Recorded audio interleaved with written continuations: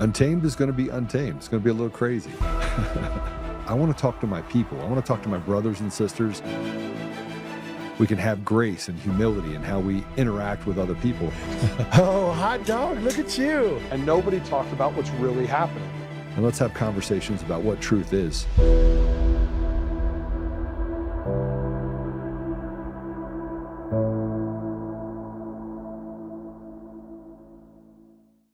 Telling the president. Did you acknowledge that there were no votes changed in 2020? All I can acknowledge is what the intelligence shows, right? I only know the intelligence community has zero evidence that someone has flipped, that a foreign power flipped a vote in 2020, 22, or 24. And you have you're able to acknowledge We're not through all the documents. You're able to acknowledge that Venezuela has not tampered with voting machines in the United States? No, the intelligence is very clear. They did it on their own machines. Why is it important that they did it on their machines? Their machine protocols are the same as America. Why? Because for a long time they did exactly. And so the 2020 election was in fact the results as we, the American public. I'm still researching, so let me. This is the first. But there's no intelligence. Not yet. He's got to go. There is no intelligence that the election would have said that Donald Trump was president. The president said that tonight. Thanks,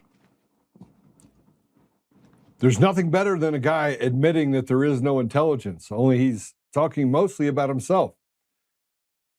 We're going to go through a lot of things. And I am joined by my friend, Dave Clements, Professor Dave Clements, who, by the way, he might not agree with everything that I say. He'll be the yang to the yang. But hey, Joe, how are you? I'm good. I'm glad to be here. It's good to be here. It's good to have you on. You look a little relaxed. You look like you're relaxed. I've had a long 6 years. Yeah, me too. It's been crazy. And, so before I go into some of the posts that we have and things that we have, tell me about how you feel about Thursday. It really depends on how you see the president. I see the president as holding all the cards, and if he is working in concert with John Solomon for strategic incremental releases, then I don't begrudge John Solomon doing what he's doing. However, there's always a however. If people don't share that confidence that the president knows that the machines are rigged and they're absolutely involved, and let me just put this out there. We know that votes have been flipped from open source intelligence, from the audits that have been done. So if you listen to the question that's being presented to John, it was within the intelligence community documents. Okay, so what do we know about the intelligence community documents or the intelligence communities? They're corrupt. So why would we expect to find something when Bill Barr and no one else cared to look? Because they're part of the problem. So perhaps we can be charitable if we understand that John Solomon is being used to roll out things incrementally. They would. Why would they pick a guy? I mean, and this is where I get to the people around President Trump. Why would they pick a guy that has historically been resistant and stands, shoulder to shoulder with another guy I don't particularly like, and talking about, not the machines or kind of trying to get people to go around the machines. There was 2023 that we were at the Miles Guo deal, and he sat at that table, and his comments were, "There's nothing wrong with the machines. There's no proof. There's no evidence." I wanted to punch that dude right in the face. Right? I was there. I remember. But he ran his mouth until I stood up, and then I was like, this guy.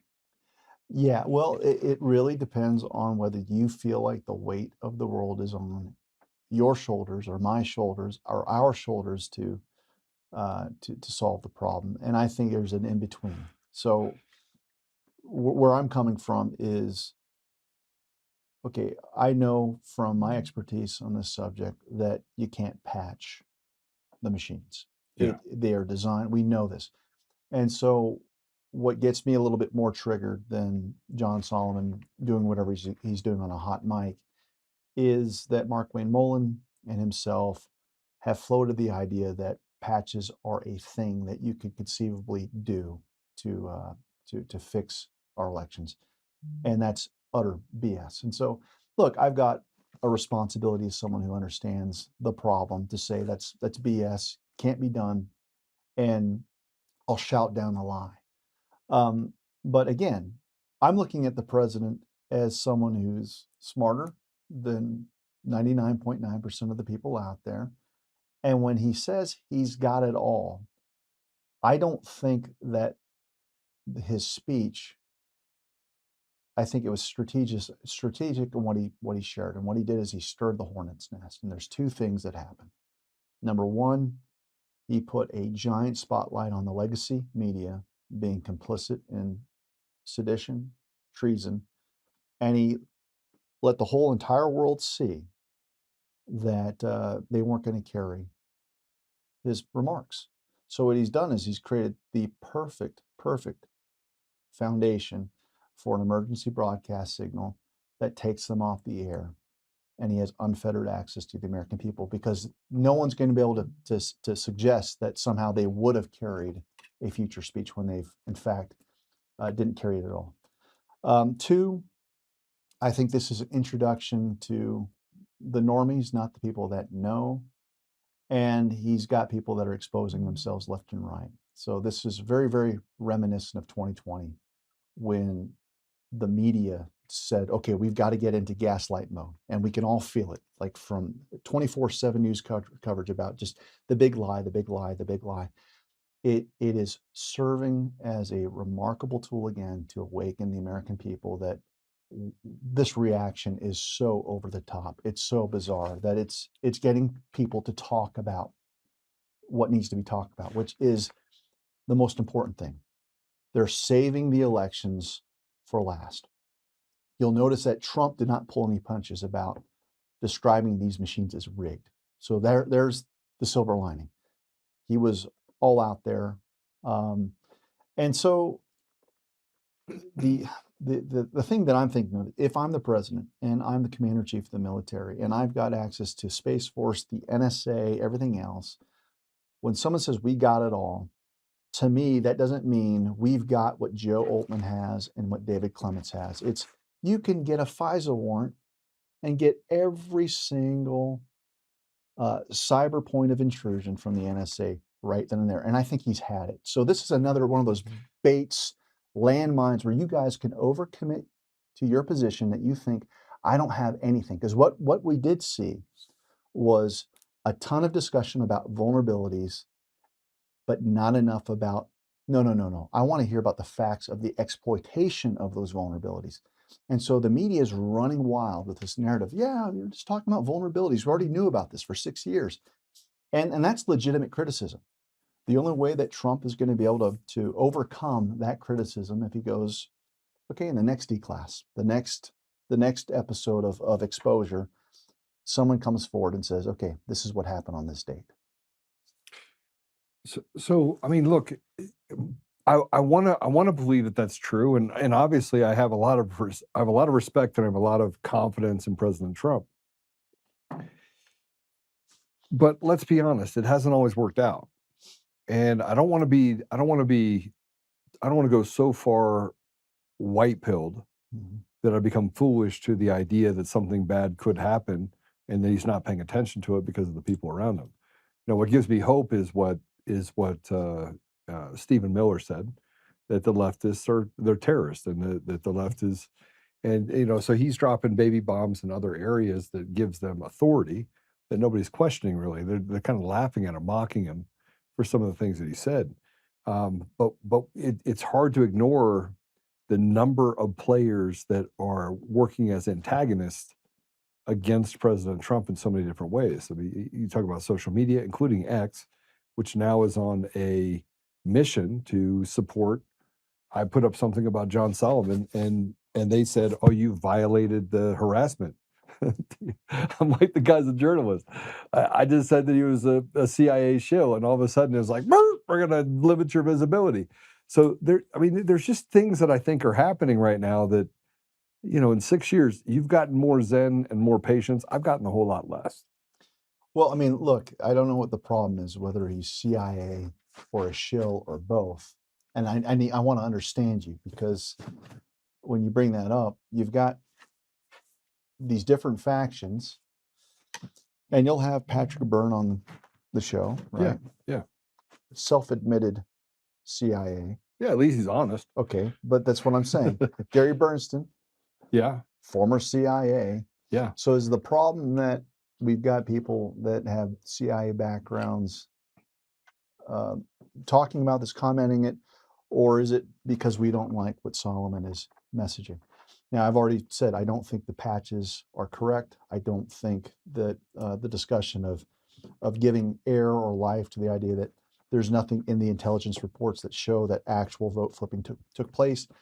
We want people to be more forceful in the reality that you and I experience. And I think if you look at the 40,000-foot view, John Solomon to me is still on team good guy. It's just a question of when are we going to have the expose of all exposés where, he can play kind of the fool for a while. Because even Trump, to some degree, has to play like he's in the dark. I mean, for case in point, they ran everything in his speech across the intelligence officials. And Trump is saying, I'm finding out for the first time now about this deception. I don't believe that for a second. That's its own performative white hat theater if Trump is who we think he is. So there's elements of this where there's PSYOP baked on top of PSYOP on top of PSYOP, and we're getting a kind of veneer of reality. And I'll highlight my point here, Joe, is, if you're asked me, has Patrick Byrne been a net benefit to the election integrity movement? I would say yes. I've seen enough fruit over 6 years. But there's also things about the book that Ralph Pizzula put out. It's not right. Like, there's a lot of people that I respect, like Brian Lupo and Colonel Watkins and people that I've read the book. It's more or less right. But there's things in there that they get wrong. And it's kind of reminiscent of The Deep Rig, a movie that got it mostly right, but got things wrong. So there's like this rush to create a narrative. And the narrative, as I understand it, is that really the Three Musketeers of Bernstein, Byrne, Pizzullo, Martine Rodil, that team somehow saved the 2024 election. Now, if you're asking me if I believe that, I don't. Okay, I've got my reasons for it. That doesn't mean they're not patriots and they're not doing the Lord's work in getting to the bottom of it. But even there is an op that seems to inhabit something that's real. I don't question the fact we've got Smartmatic whistleblowers. I don't deny the fact that there was sworn testimony. I don't deny the fact that Patrick played an instrumental role in funding and getting the truth about the machines out there. I don't deny the fact that Emerald Robinson and Lindell TV have been one of the main shows that have been put out there to talk about the machines in a good way. But there's elements of the entire narrative that I'm like, okay, this is where I'm going to stop. It's like PCAPs, right? Up to a point, everyone seems to have their narrative that they're running with. And, I'm not satisfied 100% with really anyone except for my own my own version of reality. So I'm trying to back off and not lose my mind. So when you say, hey, I've got the Zen, and maybe you don't, I don't know how to operate in this space without just sitting there going, okay, who knows? But when it comes to prescriptions, I'm going to maintain that the machines are bad. I'm going to praise people when they help me get rid of them. And to the degree that I'm not exercising friendly fire, I'm gonna hold on to my powder. And that's kind of been my approach. Doesn't mean I'm always right. Doesn't mean that I always do that.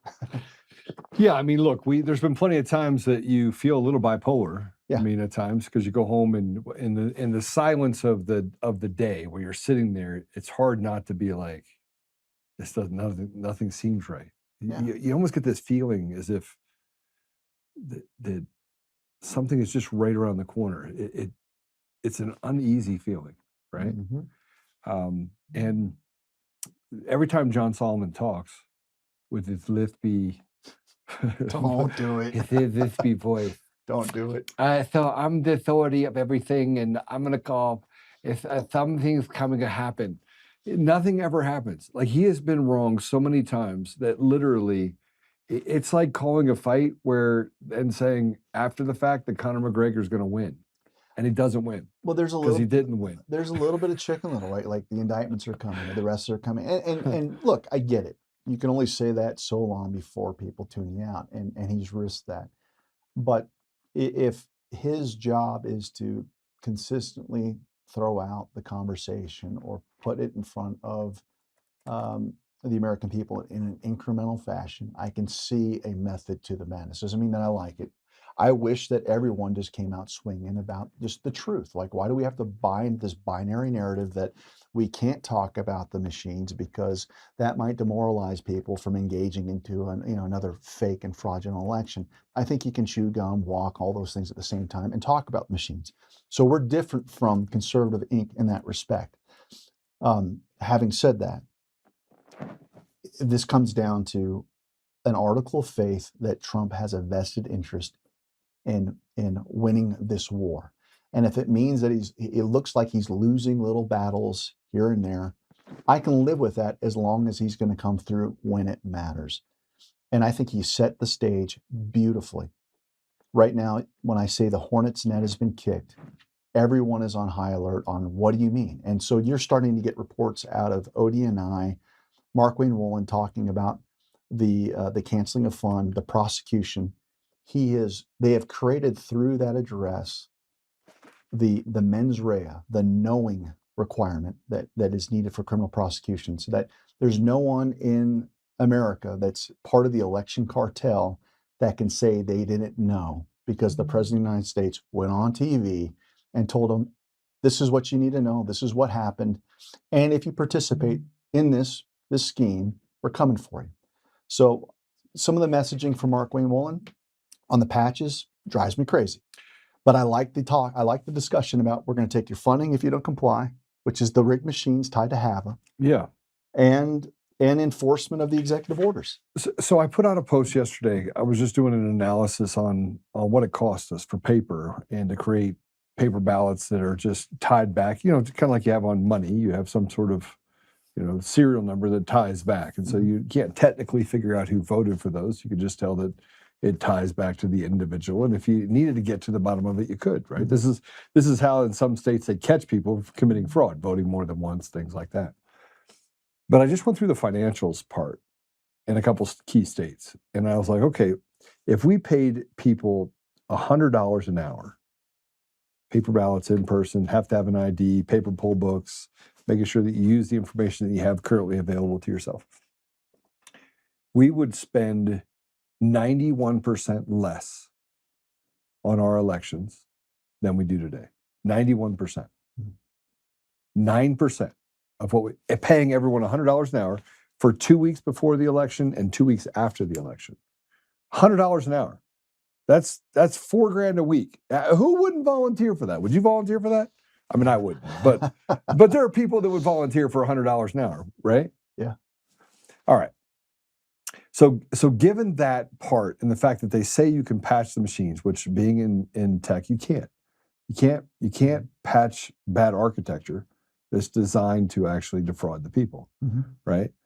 So I sit here and I listen to people like John Solomon. I listen to other people that are talking, and at the same time, this convenient rhetoric that goes out there that says, "I've saved the world in 2024." Yeah. But we knew about Elon Musk. We knew about some of the other people that were involved in 2024. Somebody pressed buttons. Yeah, and the reason why I depart from the very convenient narrative of three men saving our elections, especially when part of the story is that they're in exile in Switzerland and everything else, is, look, if Trump is who I think he is, you got to have the military involved for something like that, for it to be legal, because then you're getting into areas of cyber violations of the law. You're telling me that civilians were part of taking down servers in Serbia. That's criminal behavior unless it's legally justified. And so this gets into my long-held position of continuity of government, that why would you expect Biden to do the right thing or the military under Biden? You wouldn't. But if you've got hardened military that's loyal to their oath and loyal to the Constitution, that's way more plausible Yeah. on shutting down servers internationally tied with all of the geopolitical dynamics of China. And this is another thing that's key. Notice that as hard as Trump went after communist China, you notice how there's virtually no blowback in the international relationship between China and Trump At all. None. at all, which leads me to believe that you probably have insiders that are working with Trump from the CCP. I'm not saying that there are good elements to it, but to the degree that they can come forward and say, yeah, we did this. Then all of a sudden, the legacy media is in a terrible position that it's like, okay, who can we listen to? Even the terrorists themselves are admitting to taking part in the coup of 2020. And as long as Trump prevails against his enemies, he'll use that as ammunition. Yeah. So, but you have to ask yourself the question of timing, right? I mean, look, President Trump has done everything at the last minute. No question. No question at the last minute. He just seems to fall into a good environment. So there is a little bit of theatrics to this, like TV, made for TV. Could be a movie. But we only have 2 years left. Yeah, so you got to have faith that he's going to pull the trigger when it matters. So perfect example, the first attack of Iran's nuclear infrastructure, we find out that even Tulsi Gabbard wasn't read in. So the head of ODNI did not know about the strike. So Trump has the ability to be radio silent and execute based on his own plenary authority as commander-in-chief. He has demonstrated he's willing to do that. The beauty of Trump is notice how he doesn't talk about the things that we talk about. Yeah. Because he doesn't want to give it undue attention. He doesn't want to telegraph that, by the way, this is the phase that we are in the exposure campaign and going after people. He has been methodical on, let's debunk the Mueller hoax. Let's debunk Crossfire Hurricane. Let's debunk the impeachment hoax.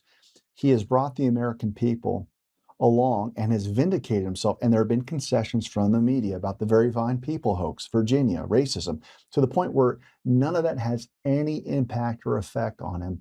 And he's leaving the most complex issue that's the most difficult to explain because the very machines are built to cover their own tracks, where you've got so much buy-in over the exposure of corruption by the time you get to the election issue.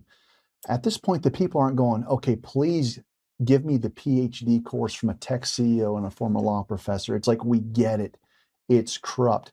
So I think what he's doing is there's a bit of prophetic, I think, utterance going on where he is highlighting the cluster cuss that is our elections. Don't be surprised if the shit hits the fan this midterm and everything that he says happens on such a spectacular scale that the American people are saying, we get it, declare the national emergency. So what happens then? You have an EBS. Why would you do that? Because CBS won't carry it, because Fox won't even carry it. He is laying the groundwork, not from the standpoint of taking brute force and just rubbing the enemy's face in it. He's bringing the American people along to where these ideas are organically being seeded. They're letting the American people have the debate, like we're having the debate right now about John Solomon, talking about patches.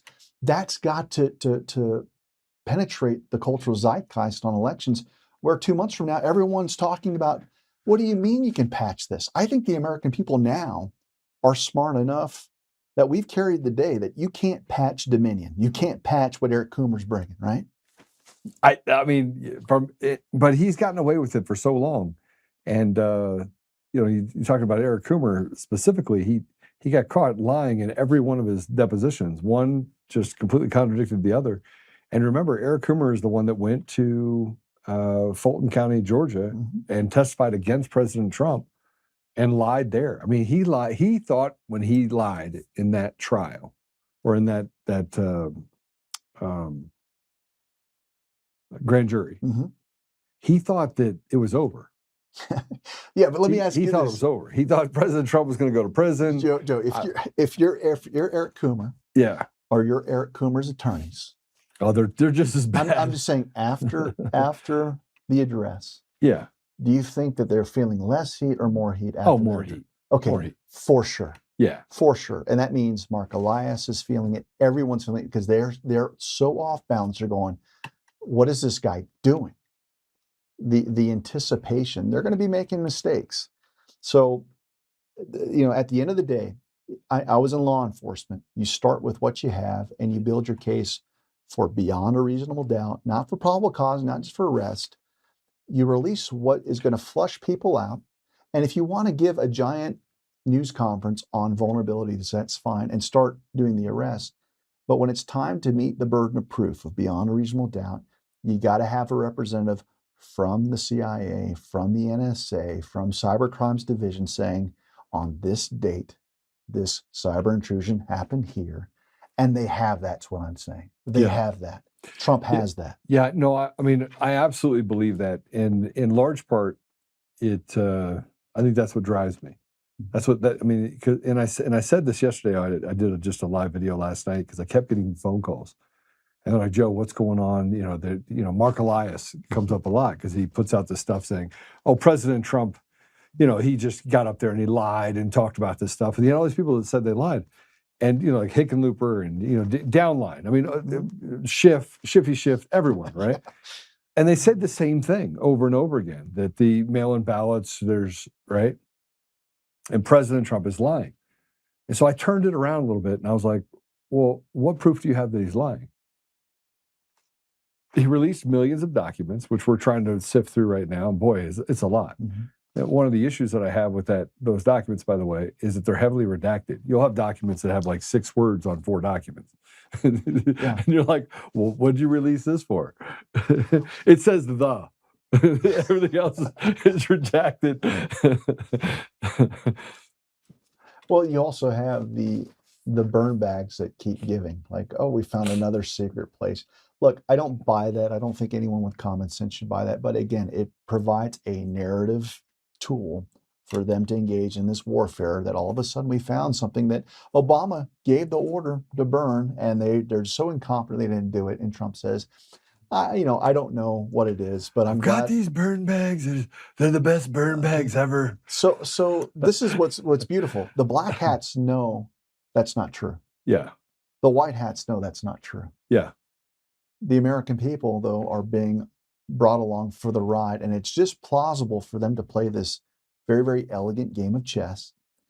And it's frustrating for people that can see through it. And that's part of the frustration is I don't want to partner with CIA shills or otherwise on that. I think people are confused enough. But having said all that, if Trump is concerned about his legacy, concerned about his safety, concerned about his family's safety, and is truly a patriot, which I believe he is, all of those things, then when you go dark, when you have an emergency broadcast signal, when you have to arrest, they have to happen at the same time. You don't give like 10 days of clarity only to let the liars at CNN come back and occupy the airwaves. You've got to do it all at once. And history's going to have to look at this as something that we gave you every chance to do the right thing. Every chance. So I think that's part of the patience thing that's so frustrating, was just get the bastards. He had to reverse brainwash the American people, and it took this long. Yeah, I mean, we can't get everybody in the room together, right, and get to a place where we have consensus.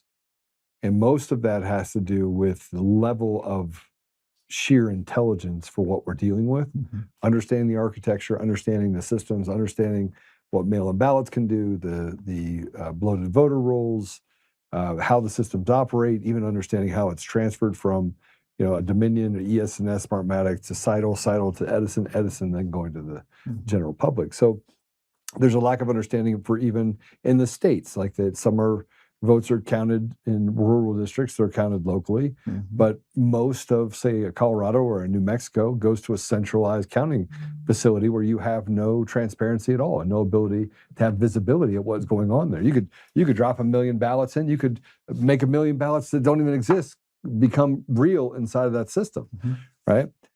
But it becomes more real for me, and I think the frustration that I feel is that we've lived this for 6 years.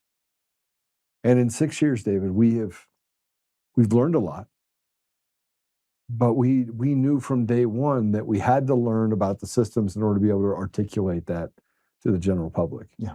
And I don't see that same sort of energy. I don't see that same sort of institutional thirst for knowledge existing on our side. And I think that's the thing that scares me the most is it's not President Trump that I'm worried about. It's not even the people in his cabinet that I'm worried about. It's that even if they notice it, like the Heritage Foundation publicly said there's nothing wrong with the elections. Yet I sat there in front of someone that works high up at the Heritage Foundation and they go, Joe, everything you said was right. Mm-hmm. And I go, okay, so why can't you say anything? They go, we're in Washington. They'll Yeah. Seth Rich us. He literally said they'll Seth Rich us. Yeah, look, I think this comes down to, again, it always comes down to this article of faith. And if you're, Article of faith. but look, you fancy yourself a poker player. When Yeah, you're pretty good poker player. when you're ready to lay down your hand, you want to do maximum damage for maximum gain, and you don't lay down and you don't telegraph anything until it's the right time to do it. So it to me, it's as simple as that. When you've got let's not look past the victories. Last time I checked, Tina Peters was Is out. in the Oval Office with the president. Last time I checked, the truth post that accompanied that talked about the rigged machines, not just ballots, but the rigged machines. And it came from the commander-in-chief. Last time I checked, John Bolton not only was arrested, but pled and is convicted under the Espionage Act. I mean, we just walk past the fact that the former national security advisor who has dirt on everyone is playing for the Trump admin if he wants to avoid jail time. There's going to be strings attached. It's not just a fine. He only gets the benefit of no jail time if he sings like a bird. We walk past the fact that Delta Force extracted Maduro, the bookkeeper, from Venezuela. We look past the fact that the IRCG, a proxy of the City of London, which basically bankrolled our rigged election infrastructure, is being gutted and they're almost out of money.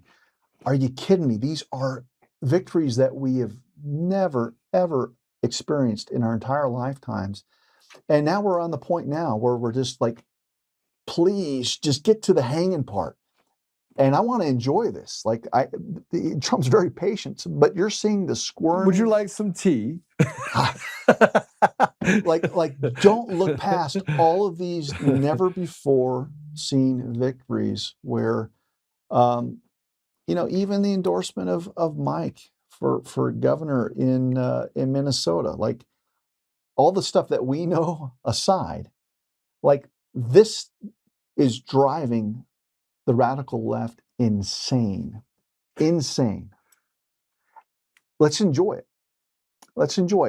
And if we've been brought this far and we're still having this conversation, Joe, I have enough faith that we're going to get to the hanging days.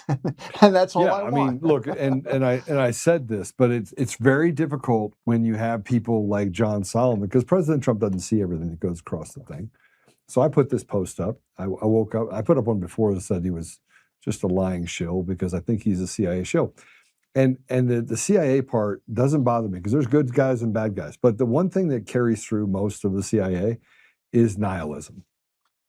I mean, there's a nihilistic view for most people that are in the CIA, right? But I put this post up. So I woke up this morning, John Solomon is still a lying shill who was sent to stop us from having free and fair elections. Don't tell me he spoke up for J6ers. Oh, so did a lot of people. But in order to convince you there's nothing to see, they send trash like John and Joe Vaughn. These complete trash, the machines with the code and the lack of transparency stole your voice, slave. I put that up because I got to listen to some of the other things that he said that drove me crazy. Because if you come to me and tell me something about law, I listen. If you tell me something about doing canvassing or an audit, I listen. Why? Because you've done it before. You've been there, right? He's never done anything other than talk in front of a screen, right? And lift it out. Yeah, well, here's the deal. I think for whatever reason, he was chosen or selected to be a conduit for exposure. Now, if you go to one end and say, well, that's only at the behest of bad actors and the darkest parts of the intelligence agencies, like, you can go there, All I'm saying is I have to hold out the alternative that John Solomon is getting communicated to by both Trump officials and perhaps shadow agencies or shadow elements that are trying to get intel from him as well. It's a hell of a game to play if you think you can play cute with the President of the United States. And so what I'm saying is, like, I don't begrudge you saying, hey, John Solomon, I'm calling bullshit over this idea that no votes were flipped. And I think you need to be the one that vocalizes that. I had my own post. It was a little more diplomatic than yours, but the idea of my concern of a limited hangout being created by virtue of this idea that patches can somehow neutralize the danger of using these rigged machines. And I identify John Solomon in the post. But, look, we're not going to know whether or not there's real fruit to John Solomon until there's accountability. And until then, we're going to have these conversations. But if we're talking about an absolute fidelity to the truth, and I'm tired of someone, kind of giving us piecemeal truth, which is the definition of a limited hangout, that's why I bring up Byrne and Bernstein and Pizzullo and O'Deal for different reasons. Yeah. I think they're more accurate in describing the problem of the rigged machines, but there's also a little bit of misdirection on the causality of the November 24th intervention. There had to have been an intervention for Trump to get in. I could see why that narrative actually serves the Trump admin, because they don't want people saying, what do you mean Trump had the ability to interfere with the elections? They'll certainly run with that if they could. So I can see it from all of these different angles. But if it's all about just the truth, it's like, well, don't feed me this BS that 3 people saved the 2024 election. Like, are you kidding me? Based on what we know about the election, It's not even possible. it's not possible. But I don't begrudge them for it. So I'm just trying to hold out just a little bit of a broader view on Solomon, saying, okay, if you're playing a role and this is about slow walking the evidence, but it's for the purposes of the timing established by Trump, we'll give you a mulligan and an apology now in the future. But don't get mad at us when we tell you patches are bullshit. Don't get mad at us when we tell you the machines have demonstrated flipping, like in ways that are well documented. Surely you can't be that dumb, right? But he doubled down on it. I mean, after he got attacked, after John Solomon got attacked, he acted like he was completely oblivious. I mean, let me show you what I mean. Here's the soundbite. Go ahead and play this Solomon soundbite. We had a glass chin. We knew our election machines are vulnerable. We didn't patch them. We knew 230 million Americans' voter data was stolen by Chinese spies. Now think about this. When Equifax had the 147 million person breach 10 years ago, it was one of the biggest stories, one of the biggest data breaches. This is larger than that. A foreign enemy has the ability now to register American voters, and that is something that concerned the Intelligence Committee. Thousands of pages of reports that we went through. We put several hundred of them out tonight.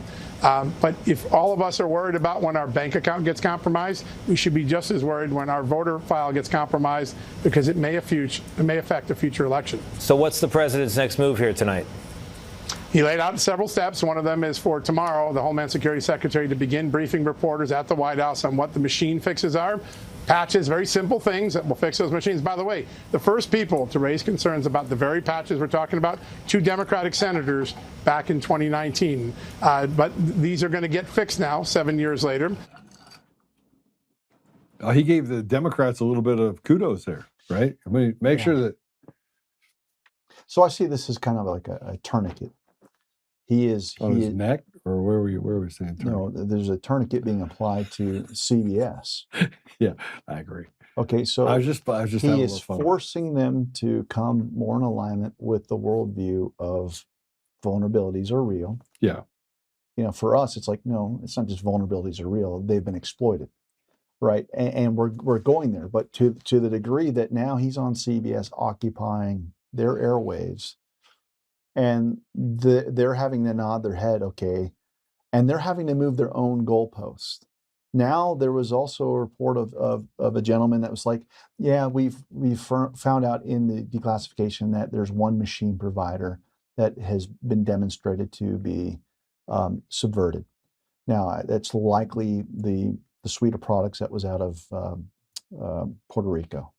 If I had to bet my money, because I can vouch for the fact that I know that those machines were secure, tested, and they found exploits of those machines. So now they've had to back off from the idea of there's no evidence, there's no issues to, there's a provider, a machine provider, it's Dominion, and they're going to have to make concessions. So at some point they keep losing their credibility bit by bit until, what do you know? There's another D-class. Trump takes the stage again and says, this is what happened. And Solomon can then go on TV with a straight face going, new report out of the White House, new report from Trump, that in fact there was an exploitation of this. That's what I think is going to happen. I don't think John Solomon's going to have a choice on which information he reports on when Trump is the source, or the intelligence communities or participating in the D-class. Yeah, but so I can't ever argue with you, because the fact is that you kind of think through the problem all the way to the very end, and then I'm like, oh, that checks, and that checks too. But it did lead to some huge blowback just before he went on CBS, right? And CBS, CNN, MSN, it's as if they like, even Fox News, it's as if they like rounded the wagons, put out the paper, the memo to all the politicians. Here's the three things, and they did. It was like Mockingbird media to the umpteenth degree. And then you had bots came out of nowhere. It's like, oh, thank you, Hickenlooper. Thank you, Adam Schiff, or Shippy Shift. Right? It was crazy. But it's been relentless against those people that have stood up. Mm-hmm. And I'm not probably a huge fan of Emerald Robinson, because I'm just not a huge fan. But in other words, I don't watch her or anything like that. I follow her, but I don't watch her show, right? Okay. But she has been right about, well, she's definitely more right than John Solomon. But she's been right, and she put out this right after he had that little soundbite. And let's go and put it up. John Solomon just showed you the entire show game. The intel agents want you to patch the machines with some software updates. And he promised the CIA and the FBI are going to go back and investigate themselves. Pinky swear. John Solomon credibility is now zero. Now, I had to put up something to say this. I said, well, actually, no, less than zero. Less than zero. John Solomon is as credible as a treasure hunter, sock puppet Jovan, -0. I'm being really diplomatic here. You're not. No, you're typical Joe Oltmann, and I love you for it. But let me say this. You know who was at Bedminster, I think, in the past 48 hours with Trump? Emerald Robinson. Yeah. Mike Lindell. You know who's the beneficiary of this discourse? The guy that had the election stolen from him, Trump. So I mean, I think it's all relative to what perch you're sitting on. But if you're Trump, you like this discourse. You like the fact that, yep, they need to talk about the patches being BS. Yes, we need to talk about the flimsy, going along to get along penchant of conservative ink players that have played it safe. And that's the role that I think we play, which is, if you don't have an agenda to be courted by any of the conservative ink kings, you can just let it rip and tell people, okay, this is BS. I'm just trying to put myself in the shoes of the president on how to land the plane with all of the different moving parts and declare victory. And so there might be roles that are being played. One of the things that I've been looking at recently is hat tip to Paul Fleuret, this idea of the Culper Ring. The Culper Ring was the spy agency that existed during the time of Washington. And in order to land convictions in a compelling way, you're going to need people that are willing to look really, really unpopular, inept, stupid, and dare I say evil, And at a strategic time, they've got to be the ones that are testifying against a Brennan, against an Obama. Because if you don't have that person, you're not going to be able to meet either the burden of proof or the burden of proof needed for history to be satisfied that you carried the day. Right. And so John Solomon might be just patriotic enough to look like this guy that's inept to keep dribbling this stuff out for not his own purposes, but the purposes of Donald Trump. And thanks be to God, you've got an Emerald Robinson that's calling out the weaknesses of his advocacy. You've got a Joe Oltmann that's doing it on the other side.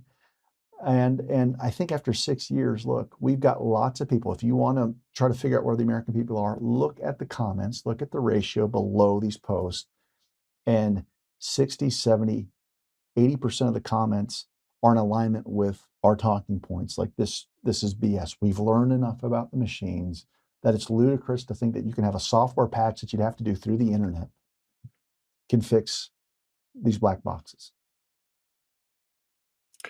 So that gets me to, I mean, I don't know how to disagree with you. I thought maybe I'd have a little debate in there about something, but the problem is that it's sound. You know, look. Well, no, I'll give you your argument against me. Okay, here's the argument. Here's okay. the argument. If someone isn't, significant numbers are arrested, gone through trial, and executed, there's no one on planet Earth that's going to look like a bigger fool than me. Like, I concede that. If we don't have accountability, all of this encouragement, at some point, you think I like the sound of my own voice after 6 years trying to keep hope together that we're going to have the happiest of endings. I get it. It's a tremendous risk. I've got so many friends that were strong, ardent Trump supporters until they weren't. And right now, like, I look at their posts and it's 24/7, let's crap on the president. Many people that we share friendships with that are like, nah, Trump's an idiot. Yeah, I mean, look, that's been a problem. Okay. It's been a problem because they're like, how do you still support President Trump? I go very easily, actually. Name another person that went through 4 years of persecution, went through that persecution, showed up, had his mugshot taken, and decided, you know what? Not only am I going to just not lay down, but I'm running for president again. then gets shot in the ear.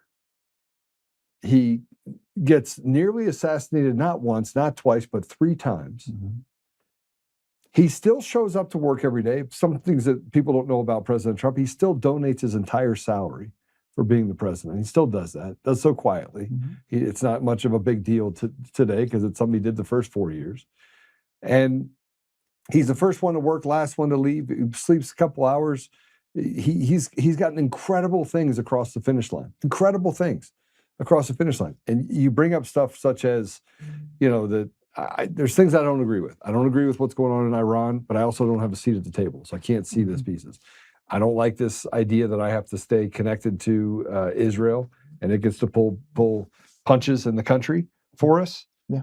But I also am willing to concede that it's complicated. It's a complicated relationship. Well, you've got a great lineup. I think it's under Untamed with Tommy and the people that he rolls out, whether it's Ian Burlingame, whether it's General Blaine Holt, whether it's Susan Kokinda. Look, we have learned at the feet of people that really understand the political dynamics. Yeah. And as resident election experts, I've been able to track what they're saying and going, my goodness, like, we never asked the question of who are they behind it from a financial standpoint. And if you're going to do battle with the election riggers, you have to take away the resources. And so from looking at the phasing of how oil in the Middle East is related to the financing of terrorism, the cartels, Bank of London, it's all interconnected. So, I'm getting an education on that, and that's been balm for my soul because it's not something that I profess to be an expert in, but I've been tracking their commentaries like it's just manna from heaven because it makes sense when you actually understand it. And then it helps you appreciate Trump. Because so many people are just sitting there going, "Oh, this guy is just like the wind. We've got the straits. We don't have the straits. We're peace, war, peace, war." And it was actually General Holt that said something that made so much sense to me. He's like, he's effectively shorting the bankers. Yeah. What the bankers do is they short the American people through all of their insider trading. It's the first time where Trump is using the bully pulpit to jerk people around, and to his. This is actually It's a strategy I use. it's a by the reflection way. on his humility. Is Yeah. he's willing to have people think he's a complete erratic buffoon, but the end result is you've got terrorist proxies that are bleeding $500 million a day. How long can they sustain that? And the answer is not long. And that's allowing him to make these bold proclamations on national TV about the state of our elections and that we're coming for the bad guys. It's allowing the Mark Wayne Mullins to go on there saying, we're going to arrest you and cut your funding. And then you also have the weird stuff with the judiciary, where I hope we didn't, walk past the fact that Amy Coney Barrett went on and testified that, by the way, she lives under constant fear. And now we can make sense of her garbage rulings that she is receiving threats. Like, a lot of this stuff's coming out, and it's going to come back in front of the public very, very soon when we start realizing that there's been massive pressure exerted on even the highest court of the land. It is when we talk about elections for 6 years, it becomes, people say to me all the time, like, Joe, what are we going to do about these elections? And I'm like, well, we're doing everything we can. And the problem is that there's a lot of scars that go along with fighting this hard for 6 years. Mm-hmm. And so we're quick to, what do you mean? What do you mean you can't pass? Because you're like, we're going backwards. We're going backwards. Why are we going backwards? And then you have the retards on the left that are like, oh, you need to go get help. And they say all this stuff, dog whistles. All they have is innuendo, dog whistles, hide behind fake accounts, and do other things that they do. And the measurement by which we get to a place like, are we really making progress? Mm-hmm.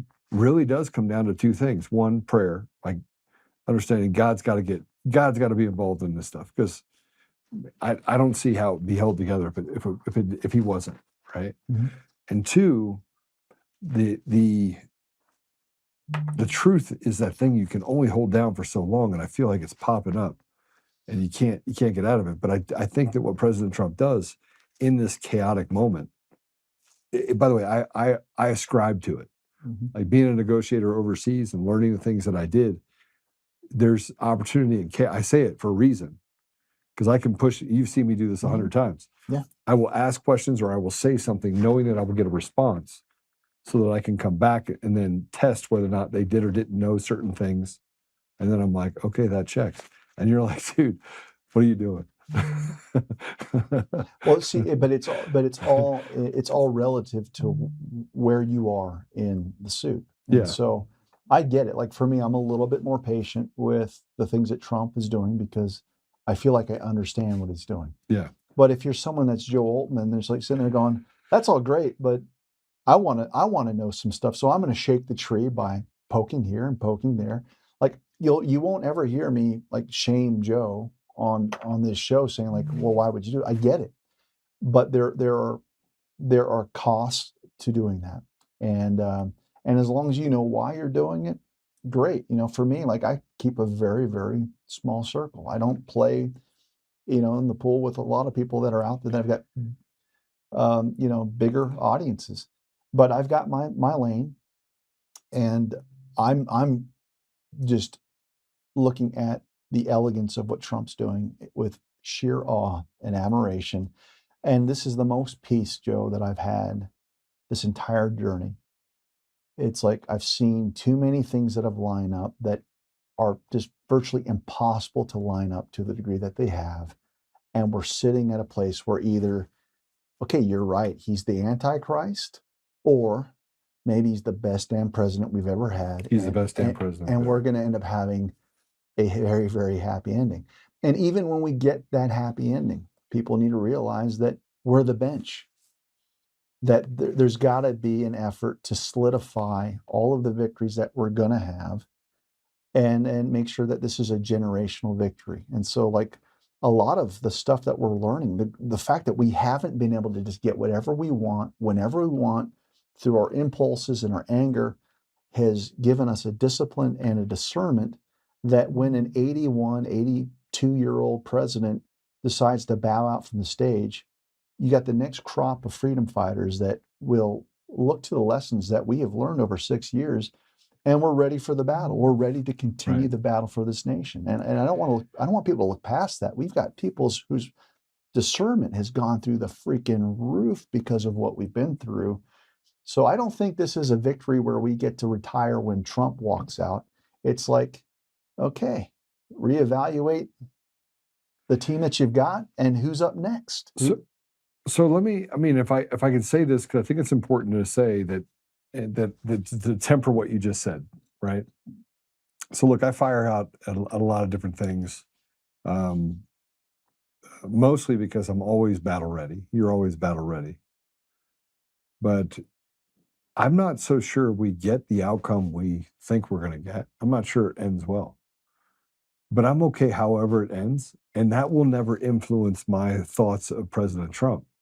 Because frankly, who am I to blame him if something doesn't work out the way it was supposed to work out? We have to take responsibility for the fact that we all play a part in the things that we do. And if you know, you can't lift something if only half of the people are lifting, if it weighs a ton, right? And if you need everybody to lift and only half people lift, and you never get it off the ground. And so I think President Trump is doing what he can. And he got shot in the ear. He said, fight, fight, fight. He could have responded any other way but that. And he chose to come out and say, fight, fight, fight. So I guess I just don't want people to think that everything's going to work out and we're going to get the arrests. I think we will. I pray we will. I have faith that we will. Mm-hmm. But at the end of the day, God says that he will have his vengeance in this world or the next. So you can't escape Did God say that, or did Russell Crowe say that? Russell Gladiator. but I mean, but God basically said, if you string together, vengeance is mine. Right, saith the Lord. But vengeance is mine. So he didn't say when the vengeance was, though. He didn't say that he's going to take care of it here. He could take care of it at any time he wants to take care of it. That, you know, depending on your end times Russell Crowe eschatology, there's supposedly, if you look at the scriptures, 1,000-year reign of Christ, where I do believe we are going to experience justice in the here and now. I am not one of those guys that likes the idea that we only get justice in the hereafter. I don't like that. And I actually think it offends the notions of what God understands his creation when we groan and we ask for things. I think what the scriptures do is they showcase that what we're going through, there's never really been a period in human history where there hasn't been a battle.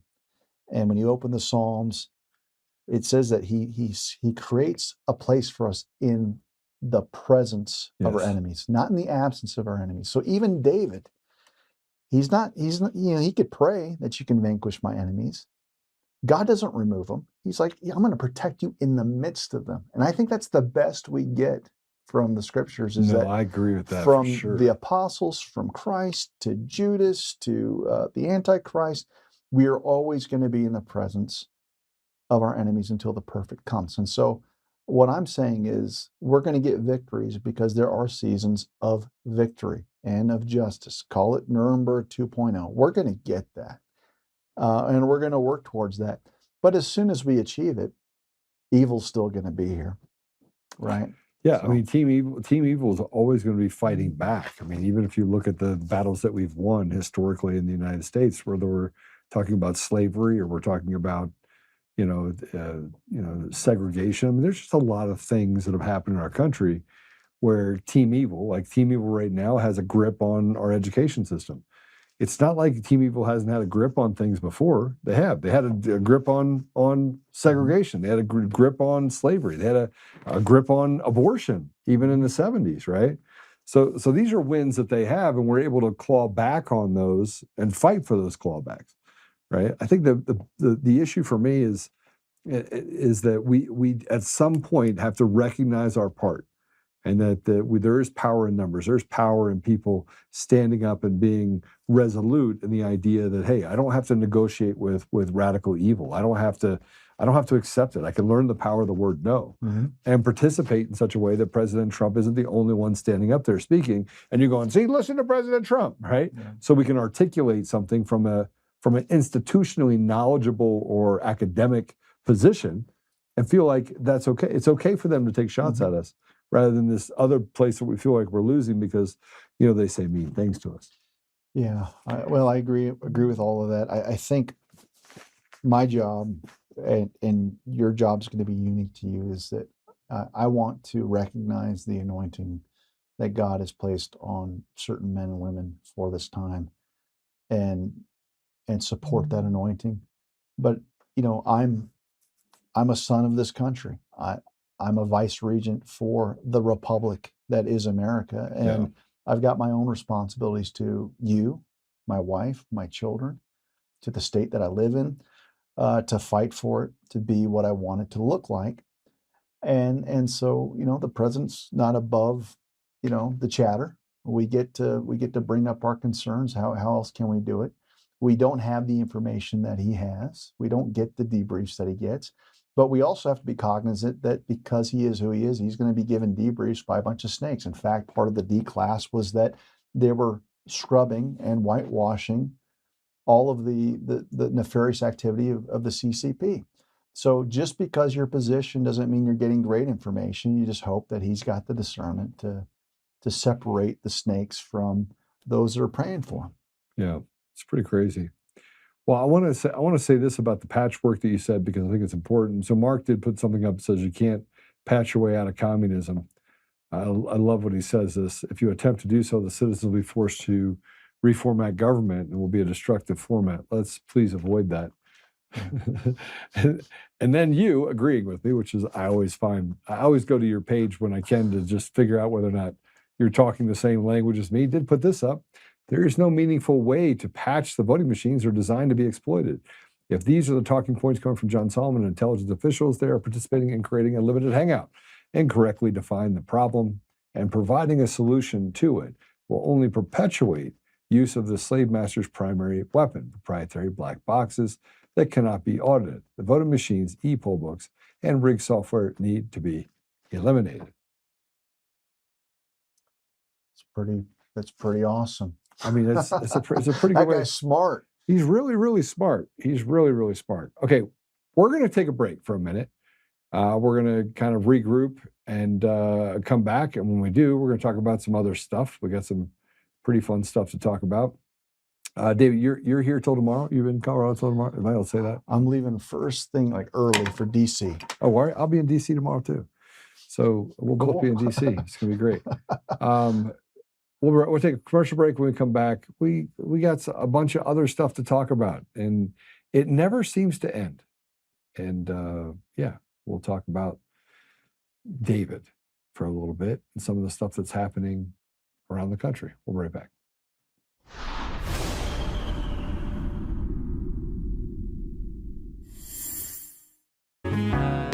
Oh, hi. I almost didn't see you there.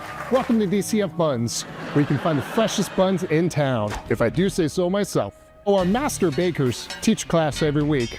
So whether you're new to baking or trying to improve your culinary skills, we got you covered.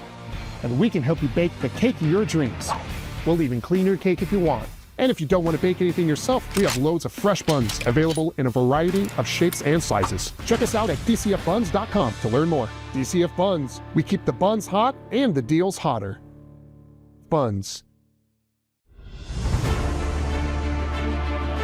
In every thread, in every stitch, Honor-Bound USA weaves the fabric of the American spirit. It's not just apparel, it's a testament to God, family, and country. At Honor-Bound USA, we're a family of patriots who put our faith, family, and America first. When you visit our website, you'll find a line of products that embody our commitment to pray, stand, speak, and act. As the official site for the Untamed podcast, all of our products proclaim speaking the truth with courage.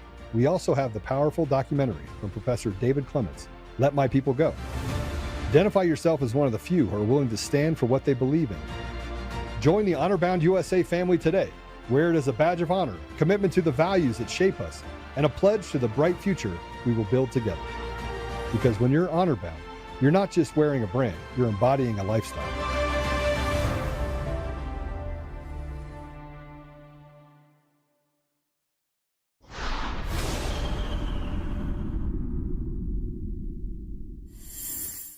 I understand that you and I think every other Democrat oppose this so-called Save America Act, and there's a lot of reasons that you've put forward. But let me ask you very narrowly on the issue of photo ID, requiring photo ID to register to vote. Is this something that Democrats should get behind? We have very 80-some% of Americans, 71% of Democrats say they favor this.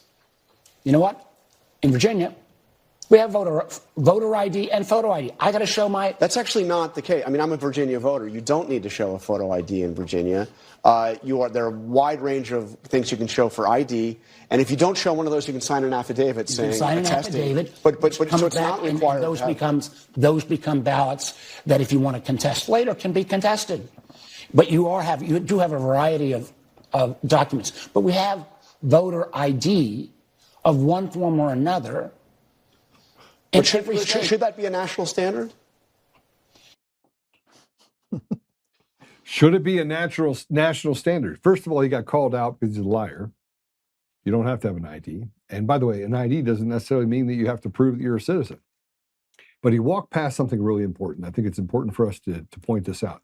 And that is 71% of Democrats, 82% of everyone across the United States want to pass the SAVE Act. They want to take mail-in ballots off the table completely, because that will actually hem up much of the, what would you call it? Circus, dog and pony show, side hustle that happens inside of our elections. And here's David discussing accountability on the Eric Metaxas show. This is something I want to bring up, and then I'll get David's thoughts on David's words. Here we go. A lot of us that have been in this fight are frustrated because we're still waiting for accountability. But I think the lead from last night was, while China was mentioned many times, that it was the CIA that was ground zero for the allowance of massive fraud, number one. And number two, we need to start looking at the legacy media as co-conspirators.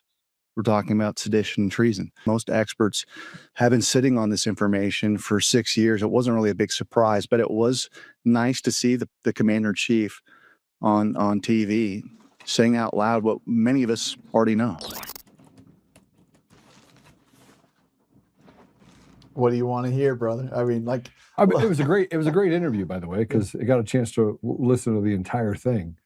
Yeah, I mean, look, even that conversation shows you that whether the captured media wants to or not, the Overton window is moving back towards sanity. The fact that Mark Warner was called out on a leftist network shouldn't be lost on people. So they're trying to recalibrate, reset, and figure out, okay, what is palatable, because right now, whatever's coming out, it's jarring, and every comment under every post, people are telling us that we're absolute corrupt morons. Right. And the fact that Mark Warner couldn't just say, actually, I think voter ID is a great idea. A great idea. Like, pull a John Fetterman. Like, what's the big deal? That would actually make him more dangerous if he would at least go through some efforts to make himself look reasonable. But the fact that he is digging into such a corrupt practice that's so, it's being demanded by the American people. And that's the other thing about the Save America Act. It's benign. There's nothing in it that's controversial. ID, U.S. citizens only, and curbing the use of mail-in ballots just in line with the original intention. So it's just the military and people that are truly bedridden. And then it's a couple things related to transgender mutilation.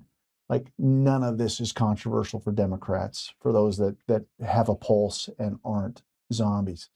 So it's with that in mind that if they want to keep bringing a Mark Warner out on TV to make a fool of himself, just at some point, you just got to feel the pulse of what's going on. They're not reading the room very well. Let's put it that way. As far as reading the room, Well, I think that what it is, it's a tacit admission that they cannot win without the rigged systems, Right. which is what Trump's saying.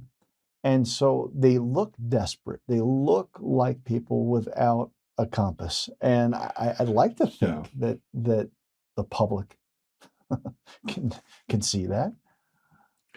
well, I think they can, but the problem is that you still have people that are using the dog whistles, dog whistle, dog whistle, dog whistle, dog whistle, and I want to take one of these dog whistles. This is Shapiro. Now remember, Shapiro was tied up. He was the AG when someone came in and killed a young lady, stabbed her. She committed suicide, being stabbed I think it was 30 or 40 times. We should grab that story. He was the AG. It was his friend that actually was the husband of the woman that was murdered.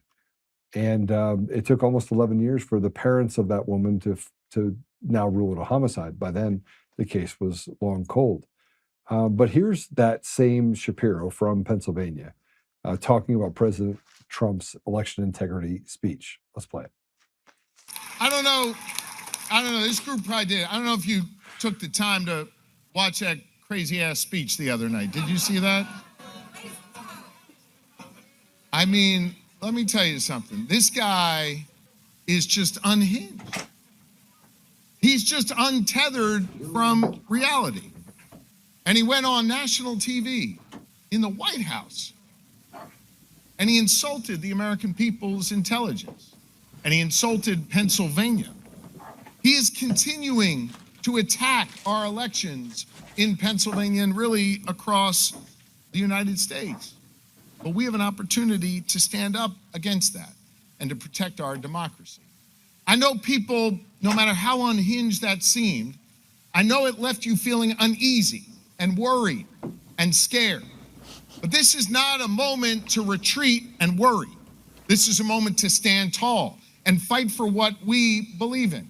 And I'll remind you, because I got your back in all this, that back in 2020, when Donald Trump lost the election here in Pennsylvania,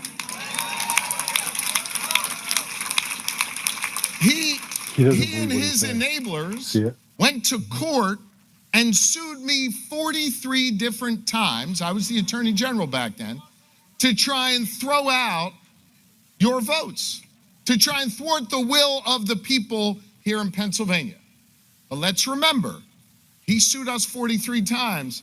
Trump went 0-43. I went 43-0, and we defended your right to vote, and we will again.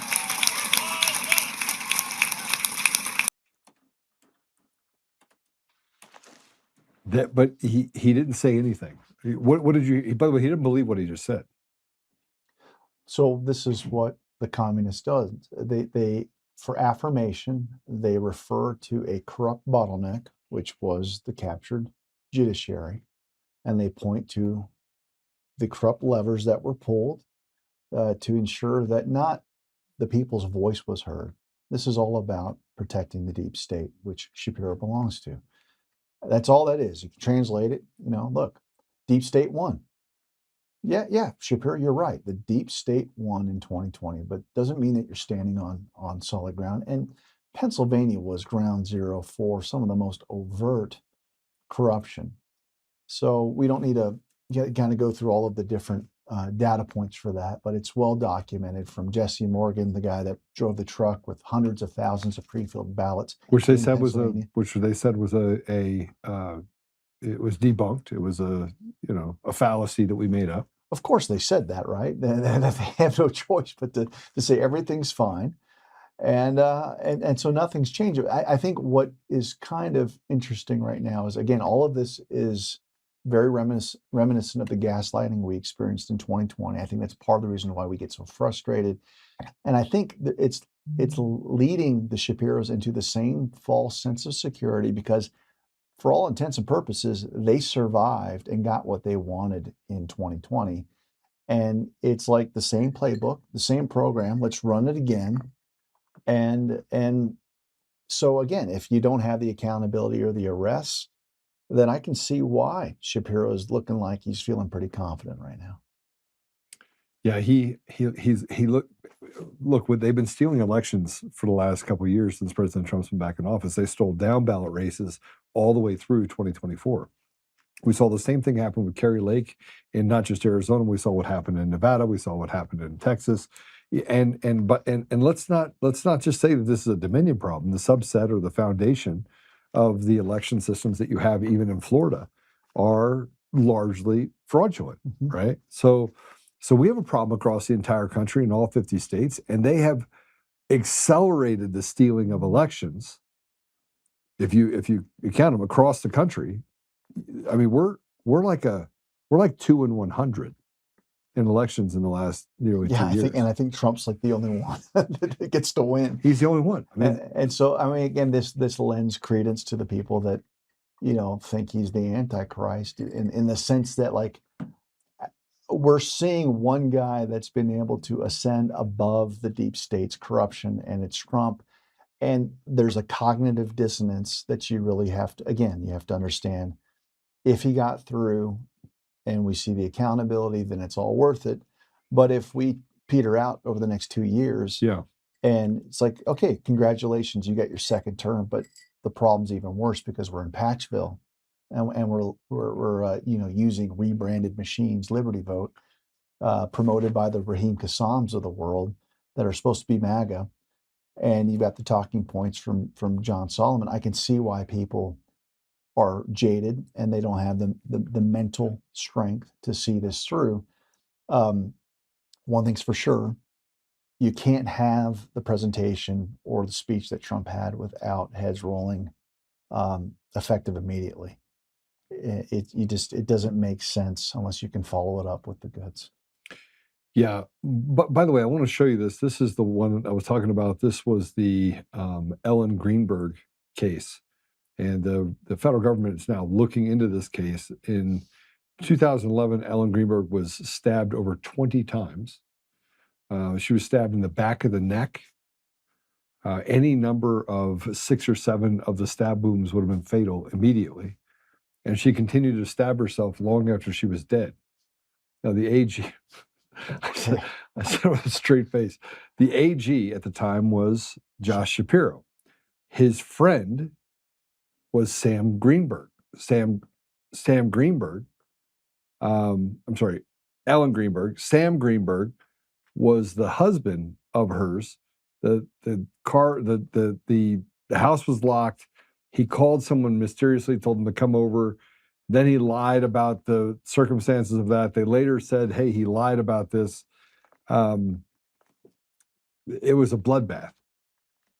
All of the evidence inside of this was then relooked at in 2019 and 2021 or 2022 and found that, nope, it was definitely a suicide. And now in 2026, obviously the federal prosecutors are looking into it, but the person that is at the middle of that controversy is, again, Josh Shapiro. And he's been in those controversies over and over and over again, almost like a henchman would be. Well, this highlights how easy it is to be yours truly and Joe Oltmann, because, like, everyone knows that that's insane to suggest that that's suicide, but you'll have someone like Kyle Clark come on and do a segment and make sure that Joe Oltmann, who is not a suicide expert, who has not been credentialed and certified in suicide, is speaking and engaging in wild conspiracies that somehow Shapiro isn't this just person. I mean, like, it's never been easier to debunk something like that, but that's elections for you. That's J6 for you. Everything, it's like, I feel like we're just hitting home runs out the park, but evil's stuck. So I can't wait till we see a segment. I hope that Kyle Clark actually, highlights that you're not a suicide expert, are you? No, I'm not. You never went to school and got a degree in suicide, did you? No, I did not. Okay, so how dare you make that outrageous claim on your podcast, podcaster? A MAGA podcaster. Yeah. I mean, they even gave you the MAGA podcaster label. They did. I'm thinking to myself, man, I mean, Peter Boyles was he was out meeting with someone, a collector. and they're talking about some of the stuff that we're doing. And she goes, and I guess the wife of his said, Joe Oltmann. What? Why would you be hanging out with Joe Oltmann? He's like, I kind of like the guy. He's a pretty cool guy. No, Kyle Clark says.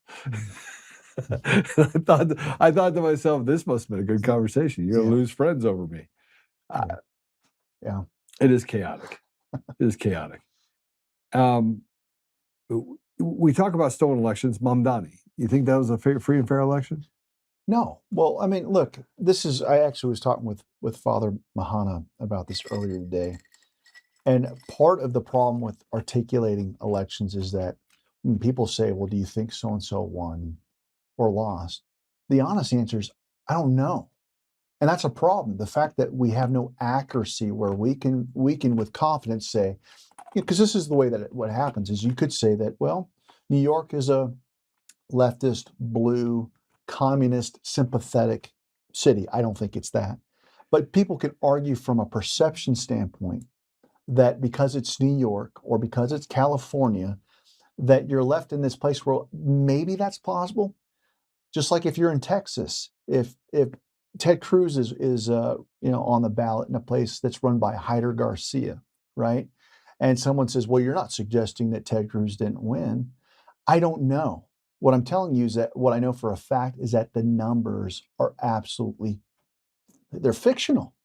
It's just perception engineering. So what I know for a fact in New York is that you don't know the vote total. And if you can't, with confidence, know what the vote totals are, then I think we can say that he's illegitimate. Where it shakes out and whether idiots would actually vote for communism. I guess New York, the one thing that I will say though, I've been to places that are referred to as far left. And what I find is that they actually have the most ardent, strongest conservatives there because they've had to fight for every freaking thing that comes their way because of the red tape. So places like California, if you actually go there and visit and talk with entrepreneurs, they're more conservative than anyone that you'll find in Oklahoma because they've been fighting the war for decades. New York has that element to it, but narrative warfare seems to prevail. Yeah, no, but based on that, so here's my thought on people of New York. Yes, it's blue, but some of the most intelligent people out there are from New York, and they wouldn't vote for a shithole. No. Right? And Mamdani didn't offer them anything. He didn't say anything that would have brought hope to a vast majority of the people there that are hardworking individuals. And elections are the way that you can actually temper stupidity, right? We went too far this way because they're Democrat. They're like, all right, we're not voting for that guy. So they had the chance to vote for a guy that they knew was at least sensible. And you could say Cuomo is not sensible. I would say he's a known commodity. The devil you know is better than the devil you don't know if you're going to stay Democrat, right? And yet they overwhelmingly chose Mamdani. I don't believe it. Well, yeah. Then he put out his advertisements where he's talking about freezing the rent, which is just terrible. It's communism. Also giving mandates on where to adjust your thermostat. So get used to communism, and it's only going to get worse unless New York is saved. But you can't save a place with rigged elections, at least not in the traditional sense. Yeah. Well, here's a video of, so I guess this is, we call it, you'd expect this to happen in New York when Mamdani becomes the mayor. It's literally on fire. Let's go ahead and play it. And this is a guy, he's carrying gasoline. Yeah. Guys, gasoline. Oh my God! Oh my God! Like, Oh keep my in mind, God! he had to walk the gasoline over. Get away from there! And the police are so heavy, Oh my God, get away wearing a from hijab. there. No, get away from there! Now he's throwing stuff at the cops. You can't, boom, tackle, got him. Maybe got him. Did we get him? Yeah, oh, yep, we got him.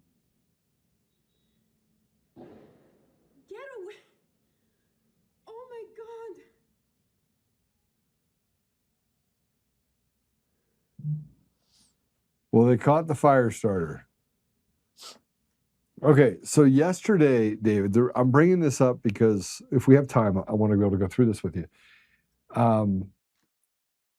This is just to give you an idea of how many fires we've had in Colorado, New Mexico, and California, Washington, Oregon. This year, it actually is nearly double what it was if you go back to the fires of 2020.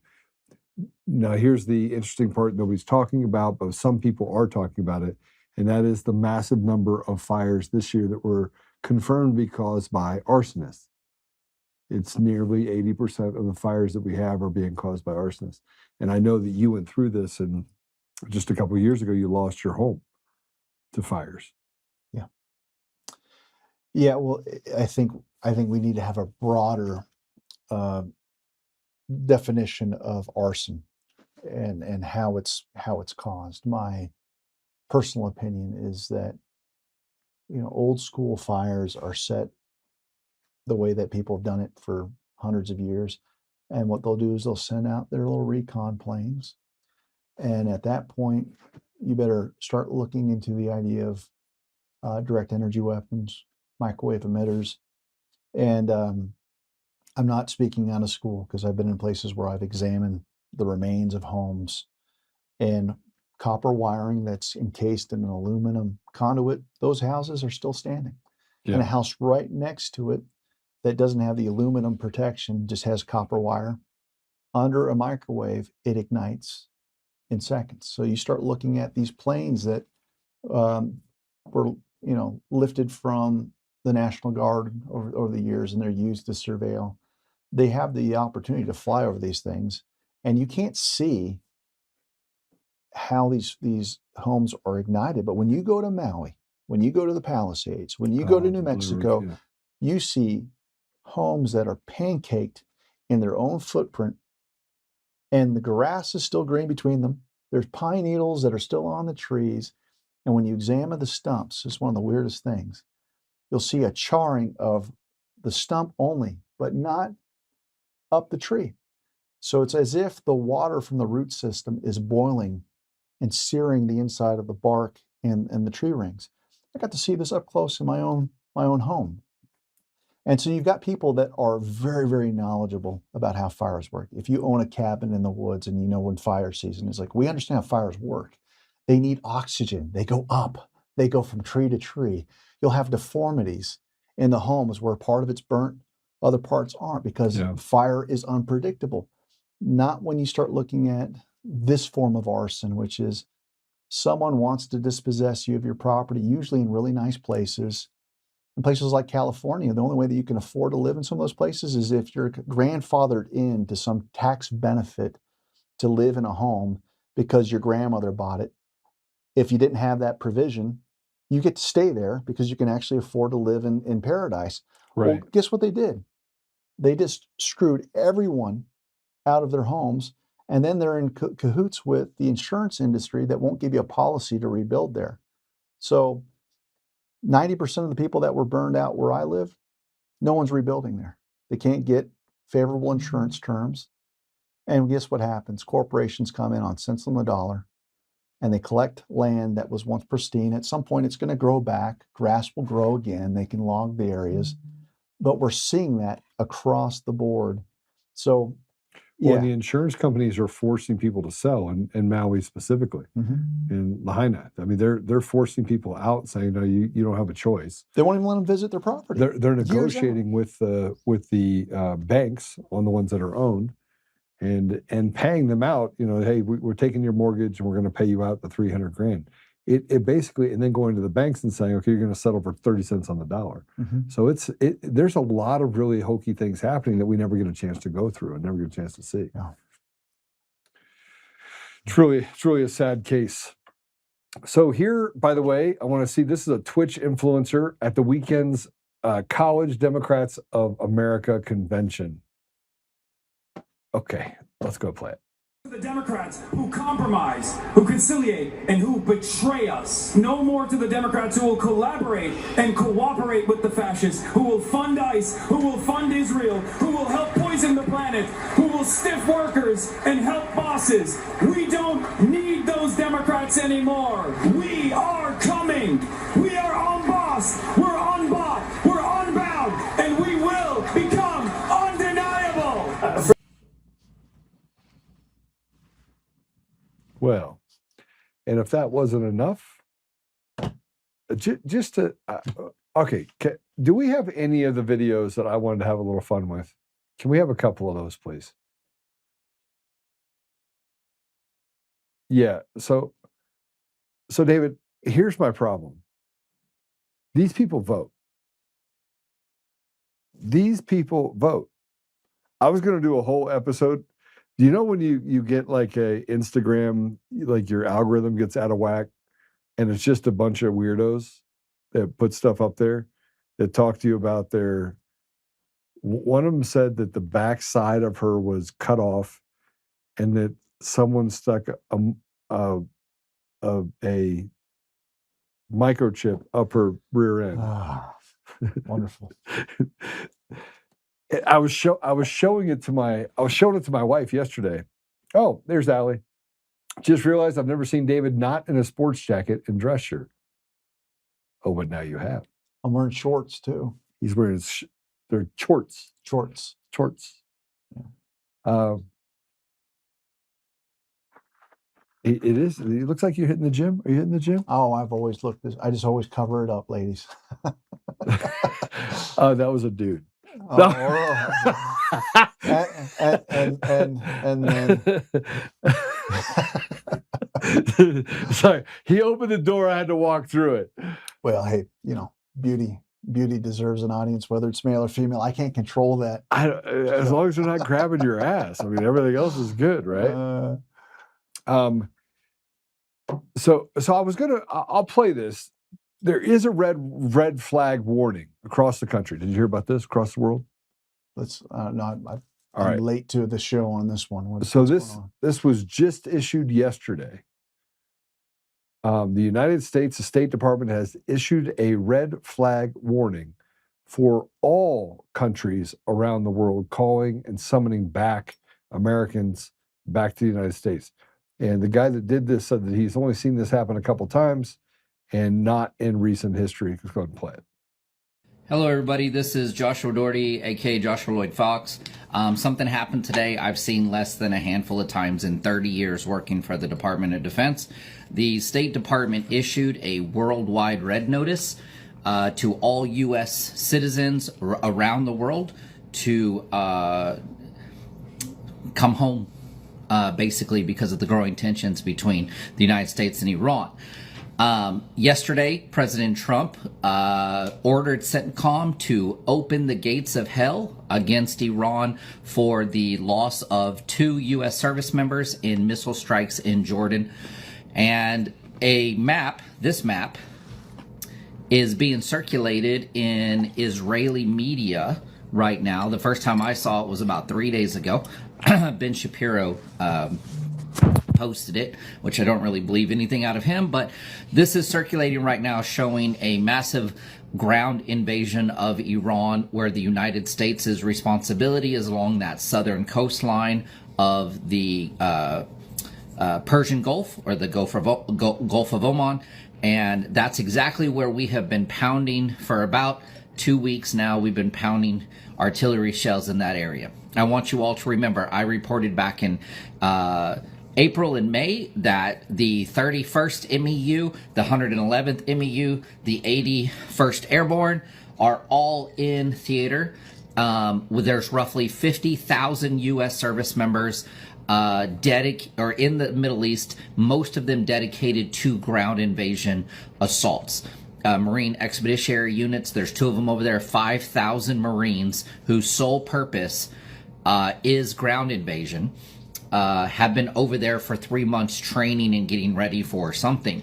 So apparently we're opening up the gates of hell, and the State Department issued a worldwide red notice today to all U.S. citizens around the world. I've only seen that like 5 times in 30 years of working for the DoD. That was issued just a few minutes ago. Stay tuned. I know U.S. media is not reporting on any of this, and so we're not going to know what's exactly happening or going to happen. But if you watch outside U.S. media sources, Al Jazeera, BBC, some of those others, we might get rumors or hint of rumors about what's happening. So stay tuned. Gates of Hell, red notice, worldwide red notice, just issued by the State Department. In my experience, that's a really big deal. Last time I saw it was right after 9/11. Until next time, I love you all. Joshua Lloyd Fox. It's kind of a big deal. And no, the media is not talking about it. They're kind of stay as quiet about this as possible. Pretty crazy, huh? I think it's a good sign. All right. Can we have something funny just to end it? And then I'll give David the final word. So you guys, can we have, you have something funny? All right, put it up. You got a couple funny ones? All right. Just one, just a teaser. We're going to do a video on just Watards. Watarded people. Please play it. After this interaction in Starbucks, there's a man that has taken my satanic plate. I'm missing this much of my body. It's been cut off. Like, they cut me off here. That part of my body is being pushed down. He is putting needles in it, programming needles, and a T-Mobile chip above the plate. The chip is connected to my testicles, which are in the rear, and then he's drawing a line to the chip, and then the chip to somebody else's testicle. This is fraud. This is identity theft. This is definitely the guy at T-Mobile I made the complaint about. And it wasn't a Verizon chip. It was a T-Mobile chip. It was fully T-Mobile. It had to be T-Mobile. Well, there you have it. Watch out, kids, for the telecommunications service you're going to use. And I just want, and it's just going to be tied to somebody else's testicle. I just want you to know. now you know what I was watching. I was literally watching it going, this can't be real. But it is. It's so real. These are actual human beings. Anything to do with maybe like 2 dimensions that are colliding together because of the collider thing? I don't know, but anything. This is what I love about Joe. Is he'll put on a video like that, and then he's like, "Dave, would you pray for us?" Yeah, it's like let's go to prayer, but it's always after the testicle T-Mobile chip up the butt segment that we take it to the Lord. I didn't even pick it. I didn't pick David. I did not pick it. Your producers know you, Joe. Come on now. That is, you guys set me up. You said I feel set up. I don't think so. If the glove don't fit, you gotta quit. Yeah. Dude, it's so good to see you. Good seeing you. I might see you this week. We're going to DC. Yeah, going to DC. I'll be there tomorrow night. I get it at 11:30, but he's got more important things to do. I'm just going there to cause trouble. No. All right, you want to pray us out? Sure. All right. Dear Lord, we thank you for your goodness, that you are faithful, that your character is the same yesterday, today, tomorrow, that you are a good God and you care about justice, you care about mercy. And so, Lord, we just pray that you would continue to move your people in alignment with your character. And we pray for the day in this country where we can say victory. We pray this in your holy name, in Jesus' name. Amen. Amen. All right, Apple Podcasts, Google Podcasts, Spotify, Pandora, iHeartRadio, and Roku. Roku. I know for you to say it was broken, it is not broken anymore. It had a glitch. It wasn't a my glitch, it was a Roku glitch. We got some cool things coming up on Amazon. You'll be able to pick us up on Amazon coming up here very shortly. And we'll probably push it out to some of the other stations that people have asked, hey, Joe, I want it on Telegram. I want it on this. I want it on that. We'll be on all those different channels. We're trying to just get the APIs straightened out and get it all done. So, David, I appreciate you coming on. It was awesome to have you. It's always good to have you. And remember to stay frosty. Always look behind you and in front of you, but God. In other words, no matter what you do, even if you play a video about a microchip and testicles, God has a sense of humor. All right. God bless you. We'll see you soon.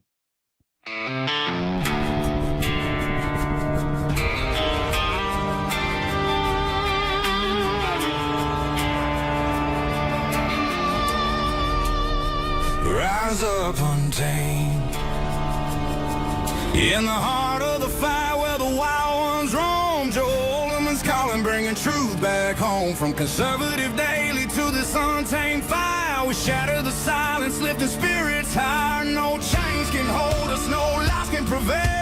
Authentic and fearless on this rugged trail. Patriots gather under stars and stripes. Untamed nation, igniting the night. Untamed nation, let the truth roll out in this land of the free. Standing proud from sea to shining sea, we won't back down. Catch the fire, wear the crown. Untamed nation, it's our battle song, motivating hearts where the brave belong. Yeah, untamed and wild, forever strong. Play it again all night long.